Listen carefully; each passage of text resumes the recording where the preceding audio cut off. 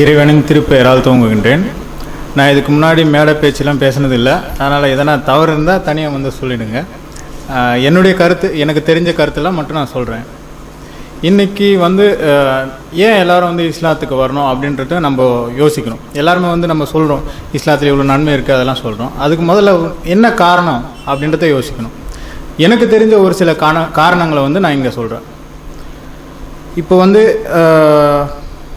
இறை தூதர்கள் யார் யார் அப்படின்னு கேட்டோம். 1,00,000க்கும் மேலே அப்படி சொல்கிறாங்க. எனக்கு ஒரு சிலர் சொன்னதை வச்சு நான் சொல்கிறேன். நானும் அந்தளவுக்கு எனக்கு தெரியும். 1,00,000க்கும் மேலே இறை தூதர்கள் இருந்தாங்க. கடைசியாக வந்தவர் நபிகள் நாயகம் அவர்கள் அப்படி சொன்னாங்க. இறை தூதர்கள் எங்கெங்கே இருக்காங்கன்னா ஒவ்வொரு இடத்துக்கு எந்தெந்த இடம் ஒவ்வொரு இடத்துல இருக்குது. இப்போ உலகம் வந்து ரொம்ப பேர், ஒவ்வொரு உலகத்தோட ஒவ்வொரு பகுதிக்கும் ஒவ்வொரு இறை தூதர்கள் அனுப்பி வைக்கப்படுகிறாங்க. அந்த மாதிரி பார்க்கும்போது இயேசு கிறிஸ்து வந்து ஜெருசலேம் அங்கே வந்து பிறந்தார். நபிகள் நாயகம் சவுதி அரேபியா அது அந்த கல்ஃப் கண்ட்ரி வளைகுடா நாட்டில் வந்து பிறந்தார். இந்த மாதிரி ஒவ்வொரு இறைத்தூதர்கள் அங்கங்கே வரும்போது அங்கங்கே இருக்கிற உணவு முறைகள் என்னென்ன, எப்படி அந்தந்த உணவு முறைகள் நம்ம இப்போ ஒவ்வொரு மனிதருக்கும் உண்டான உணவுகள் அவனை சுற்றியே படைக்கப்பட்டிருக்கு. இங்கே இருக்கிற மக்களுக்கு இயற்கையான உணவுகள் கிடைக்கும் அப்படின்ட்டு சாப்பிட்டாங்க. என்னென்ன காய்கறிகள் சாப்பிட்டாங்க. அங்கே இருக்கிற வளைகுடா நாடுகளில் நீங்கள் பயிர் வைக்க முடியாது, மொத்தம் பாலைவனம். அங்கே இருக்கிற உணவு என்ன, ஏதோ கறி சாப்பிடுவாங்க. என்ன கறியோ மாமிசம் சாப்பிட்றாங்க. அந்த மாதிரி ஒவ்வொரு ஒரு கறி ஏதோ ஒன்று சாப்பிட்டுட்டு இருந்தாங்க. இன்றைக்கி இருக்கிற காலகட்டத்தில் நம்ம வெறும் காய்கறி மட்டும் சாப்பிட்றதில்ல. இன்றைக்கி KFC சிக்கன், மெக்டொனால்ட்ஸு அது மாதிரி நம்ம சாப்பிட்றோம். KFCக்கு வந்து நம்ம சிக்கன் வந்து நீங்கள் இதுக்கு முன்னாடி நாட்டுக்கோழி அடித்து சாப்பிட்ருந்தாங்க எங்கன்ட்டு அப்படி சொல்லிட்டு இருந்தாங்க. இந்து மதத்தில் வந்து சைவத்தை பின்பற்றுறவங்க எப்படி நாட்டுக்கோழி அடித்து சாப்பிட்ருந்தாங்க அப்படின்னு சொல்லலாம். நம்ம முதல்ல இந்து மதமே கிடையாது. தமிழ்நாட்டில் இருக்கவங்க எப்படி இந்து மதம் ஆக முடியும்? திராவிடர்கள் எப்படி இந்து ஆக முடியும்? திராவிடர்களுக்கும் இந்துவே ஆக முடியாது. அதனால தான் இப்போ நீங்கள் என்ன சொல்கிறீங்கன்னா உலகமயமாக்கல் அப்படின்ற ஒரு இதனால எல்லா விதமான உணவையும் சாப்பிட்றீங்க. எல்லா விதமான உணவையும் சாப்பிட்றதுனால உங்களுக்கு என்னென்ன எந்த அளவுக்கு அதாவது மற்றவங்களுக்கு தீமை செய்யாத அளவுக்கு நடந்துக்கணும் அப்படின்னு சொல்லக்கூடிய ஒரே வேதம் இப்போ கடைசியாக வந்து திருக்குறான். அதை ஃபாலோ பண்ணோம்னா நம்ம வந்து கரெக்டாக ஒரு 99.9% இப்போ கொடுக்குற லைஃப் பாய் சோப்பில் கூட அவ்வளோதான் போட்டிருப்பாங்க. ஜெம்ஸ் இவ்வளோ தான் போட முடியும். 0.01% கிடையாது. ஏன்னா நம்ம வந்து கடவுள் கிடையாது, சாதாரண மனுஷங்க தான். ஸோ எவ்வளோ அளவு நம்ம வந்து எந்த தீமையும் செய்யாமல் வாழலாம் அப்படின்னு கடைசியாக சொல்லப்பட்ட வேதம் திருக்குறானில் தான் சொல்லியிருக்கு. கடைசியாக சொல்லப்பட்ட வேதம் ஏன் நான் சொல்கிறேன்னா, இப்போ இதுக்கு முன்னாடி வந்ததெல்லாம் வந்து இப்போ நம்ம உலகமயமாக்கல்னால மொத்தமாக முடிஞ்சிச்சு. அந்த வேதங்கள்லாம் நம்ம ஃபாலோ பண்ணவே முடியாது. கடைசியாக சொல்லப்பட்ட இந்த வேதத்தை தான் நம்ம ஃபாலோ பண்ண முடியும். இப்போ நம்ம அங்கே சாப்பிட்ற மாமிசமும் எல்லாத்தையும் சாப்பிட்டு தான் இருக்கோம். இன்றைக்கி ஃப்ளைட்டில் போயிட்டே இருக்கும்போது ஒருத்தவங்களுக்கு குழந்தை பிறந்ததுன்னா, போகிற வழியிலே குழந்தை பிறந்ததுன்னா ஃப்ளைட்டில் பிறந்தா ரெட்டை குடியுரிமை. அந்த நாட்டுக்கும் குடியுரிமை, இந்த நாட்டுக்கும். இந்தியாவிலேருந்து சவுதி அரேபியாவுக்கு போனால் சவுதி அரேபியா குடியுரிமை உண்டு, இந்தியாவோட குடியுரிமையும் உண்டு. அந்த மாதிரி தான் உலகமே இப்போ தனியாக ஒரே ஒரு நாடு மாதிரி தான் வந்திருக்கு. அப்போ ஒரே மதத்தை பின்பற்றிட்டு போயிடலாம். அது எதில்னா இதில் தான், இஸ்லாத்தில் தான் இருக்குது. இன்றைக்கி அதே மாதிரி அந்த வெண்மை புரட்சி, பசுமை புரட்சி, அது மாதிரி நிறைய சொல்லிட்டு வந்தாங்க. அந்த புரட்சியெல்லாம் வந்து இன்னும் வேஸ்ட். இப்போ நம்ம காதர் பாய் அவர் சொல்லிட்டு இருந்தார், அந்த விவசாயம் அதெல்லாம் வந்து கிராமத்துலாம் எப்படி இருக்கும் அந்த மாதிரி தான். இதுக்கு முன்னாடி வந்து ஒரு 6 மாதம் 7 மாதம் 8 மாதம் அந்த மாதிரி பயிர் வைக்கிறதுக்கு ஆகும். இன்றைக்கி 3 மாதத்தில் பயிர் வச்சு முடிச்சிடறான் நெல் பயிர். அதுக்கு என்னென்னா வந்து பசுமை புரட்சி. நம்மளுக்கு சுவாமிநாதன் ஒரு பண்ணார் இந்தியாவில் பசுமை புரட்சி. என்னென்னா ஹைப்ரிட் பயிர்கள் அப்படின்ட்டு. ஹைப்ரிட் பற்றி உங்களுக்கு சொல்கிறேன். பழங்கள்லாம் வந்து என்னென்ன பண்ணுறாங்க. ஃபர்ஸ்ட்டில் வந்து மாதுளை பழத்தை நம்ம சாதாரணமாக மேலே பார்த்தா சொறி பிடிச்ச மாதிரி இருக்கும். அந்த பழத்தை வாங்கி சாப்பிடணுன்னா நம்ம என்ன சொல்லணும், மேலெலாம் ஒரு மாதிரி தோலாக இருக்கும். நல்லா இருக்கும் அப்படின்ற மாதிரி ஒரு பார்க்க அழகாக இருக்கணுன்றதுக்காக சொல்லணும். அப்போ பார்த்தா மாதுளம் பழத்தை நல்லா ரெட்டிஷாக போட்டு மேலே ஷைனிங்காக போட்டு ஹைப்ரிட்னு ஒன்று எடுத்துகிட்டு வந்துச்சு. வெளியில் நம்ம பார்க்கும்போது கூடையில் வச்சு கட் பண்ணிட்டு வச்சுருப்பாங்க. உள்ளே பார்த்தா நல்லா ரெட்டாக இருக்கும். மக்கள் எல்லாரும் ஆஹா இதில் தான் நிறைய சத்து இருக்குது, ரத்த விருத்தி அதிகமாகும், கலரே ரெட்டாக இருக்குது அப்படின்ட்டு பாட்டு வாங்கி சாப்பிட ஆரம்பிச்சிட்டாங்க. நல்ல வியாபாரம். நடுவில் உடனே நான் பார்த்து அது கிடையாதுப்பா, உண்மையாக பச்சையாக இருக்கிறது தான் உண்மை அப்படின்னு. ஓகே, பச்சையாக இருக்கிறது கேட்குறாங்க பொழுது மக்கள். மறுபடியும் பச்சை தோலை மாற்றி விட்டாங்க. பச்சை தோலை எடுத்துகிட்டு வந்து ஃபுல்லாக க்ரீனாக இருக்குது. அதை எடுத்துகிட்டு வந்து ஹைப்ரிட் பழம் தான் அதுவும். அதை எடுத்துகிட்டு வந்து ஷைனிங் எடுத்துகிட்டு வந்து மறுபடியும் விற்றுட்டு இருக்காங்க. ஆனால் அது உண்மையான மாதுளம் பழம் எதுன்னா முன்னாடி இருக்க மாதிரி ஒரு மாதிரி மஞ்சளாகவும் இருக்கும், பச்சையாகவும் இருக்கிற மாதிரி இருக்கும், மேலே கொஞ்சம் சொறி பிடிச்ச மாதிரி இருக்கும். அதுதான் வந்து உண்மையான பழம். இப்போ நம்ம அதுக்கு தெரியல. எது மக்கள் கேட்குறாங்களோ இது ஆசைப்படுறோம் அதே மாதிரி செஞ்சு கொடுக்குன்ட்டு இயற்கைக்கு மாற என்னென்னவோ செஞ்சு விட்டுறாங்க. இந்த மாதிரி தான் நம்ம எல்லாரையும் சாப்பிட்டுட்ருக்கோம். இந்த பழங்கள்லேருந்து சிக்கன், இப்போ நாங்கள் KFC சிக்கன் சொல்லிட்டு நம்ம இது பண்ணுறோம், சிக்கன் சாப்பிட்றோம். அந்த சிக்கனுக்கு உண்டான மசாலா ஆஸ்திரேலியாவிலேருந்து தான் வருது, அப்படி தான் சொல்லணும். ஃப்ளைட்லேருந்து ஆஸ்திரேலியாவிலேருந்து தான் சிக்கன் தான் இங்கே, மசாலா ஃபுல்லாக அங்கேருந்து தான் வருது.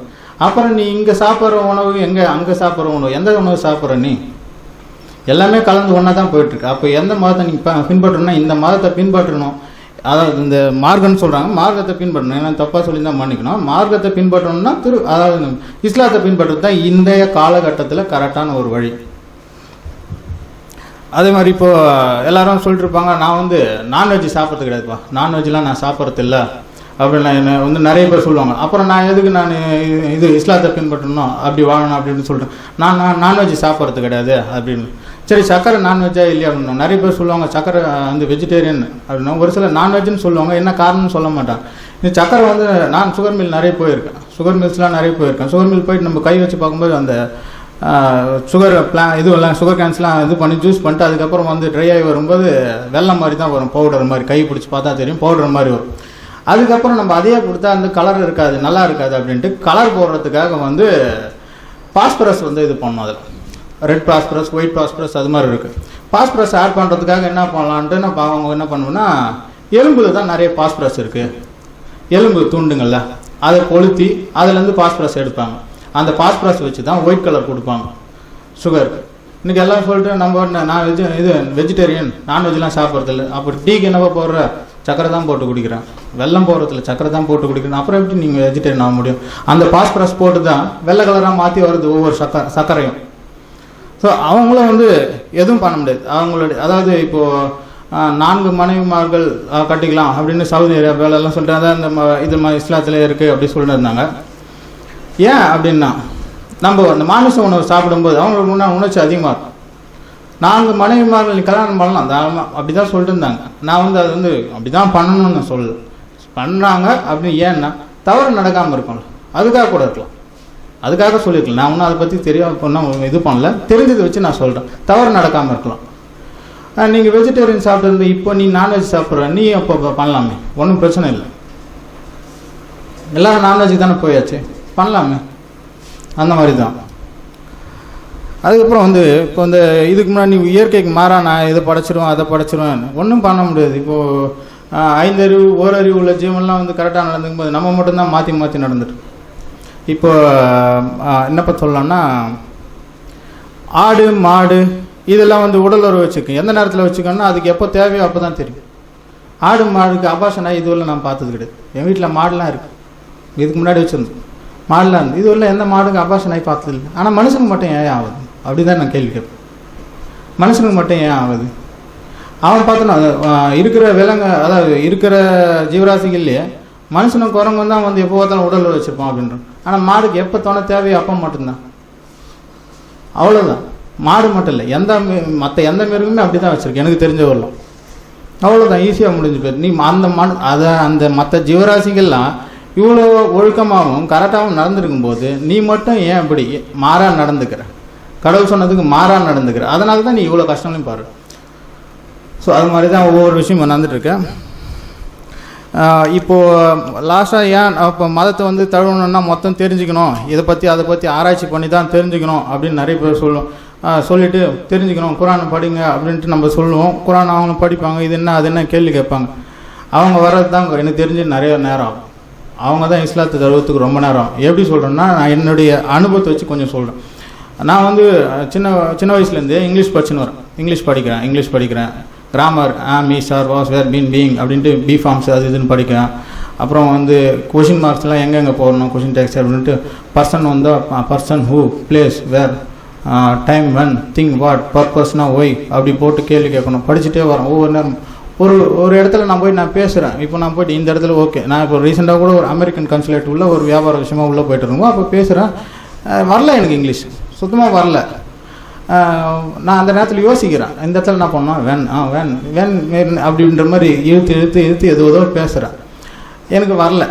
ஆனால் நான் ஒரு 2 மாதமோ நான் தான் வந்து ராஜஸ்தானில் இருந்தேன், என்னோடய வேலை நிமித்தமாக ராஜஸ்தானில் இருக்கும். அப்புறம் சும்மா கொஞ்சம் ஹிந்தி கற்று பேசுகிறேன். ஒரு 2 நாளைக்கு 2 நாளோ 3 நாளோ வந்து என்னோட கூட வந்து என்னுடைய அலுவலகத்தில் வேலை செய்கிறவரும் ஒருத்தர் வந்துருக்கிறார். அவர் வந்து டெல்லியிலேருந்து வந்திருந்தார். அவர் கூட நான் ஹிந்தியில் பேசுகிறேன், எனக்கு தப்புன்னு தெரியல சரின்னு தெரியல, பேசுகிறேன், நல்லா பேசுகிற மாதிரி தான் எனக்கு ஃபீல் ஆகுது. அப்போ தான் யோசித்தேன், ஏன் நம்ம ஹிந்தியில் மட்டும் இவ்வளோ வேகமாக பேசுகிறோம், தங்கு தடை இல்லாமல் வேறு பேசுகிறோம், அது தப்பாக ரைட்டான்னு கூட தெரியல. அவரும் புரிஞ்சுக்கிறாரு, பதில் சொல்கிறாரு. இங்கிலீஷில் போயிட்டு நம்ம அங்கே போய் பேசுகிறோம், ஒன்றுமே வர மாட்டேங்குது. இவ்வளோ வருஷமாக படிச்சிடணும், சின்ன குழந்தையிலேருந்து நான் இப்போ 32 வயசு ஆகுது, நான் இவ்வளோ வருஷமாக படிச்சிருக்கோம், ஒன்றுமே வரல, ஏன் அப்படின்னு யோசிச்சேன். அப்போ தான் நான் யோசித்தேன், நம்ம முன்னாடியே படிக்க ஆரம்பித்தோம், இது கிராமர், இது தப்பு, இது ரைட்டு, இது தப்பு, ஒவ்வொரு விஷயமும் இங்கே இது தான் போடணும், அங்கே இது தான் போடணும், இப்படிலாம் ஆராய்ச்சி பண்ணிவிட்டு அதில் வரோம். அப்போ தான் நம்மளுக்கு இது மூளை வந்து குழம்ப ஆரம்பிக்குது. ஒவ்வொரு விஷயத்த நம்ம அதெல்லாம் பார்க்கக்கூடாது, வந்துடணும், அதுக்கப்புறம் தான் நம்ம இது பண்ண ஆரம்பிக்கணும், முதல்ல அதில் பழகணும், அதுக்கப்புறம் தானாக வந்துடும் எல்லாமே. ஸோ அது மாதிரி தான் இஸ்லாத்துக்கு முதல்ல எல்லாரையும் வர வச்சுட்டு அதுக்கப்புறமா புரிய வைங்க ஒவ்வொரு விஷயத்தையும்.